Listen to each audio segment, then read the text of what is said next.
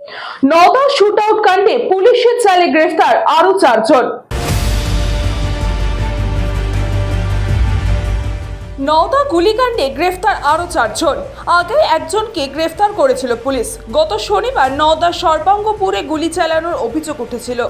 গুলিবিদ্ধ হন স্থানীয় এক যুবক রিন্টু বিশ্বাস। এই ঘটনায় গত রবিবার গ্রেফতার করা হয় শাহরুল শেখকে।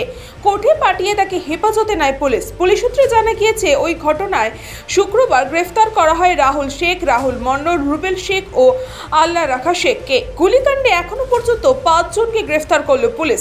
শনিবার ধৃতদের 4 জনকেই বহরমপুর কোর্টে পাঠানো হয়। দেখুন, আমাদের বিডিও অফিসে আমরা জাস্ট আমাদের যে ক্যাশিয়ার সাহেব আছেন, ওখানে আমাদের সভাপতি সাহেব আমরা কয়েকজন মিলে কাজের বিষয়ে একটু কথাবার্তা বলতে কথা কাটাকাটি হয়। সেই নিয়ে একটা অভিযোগ হয়েছে।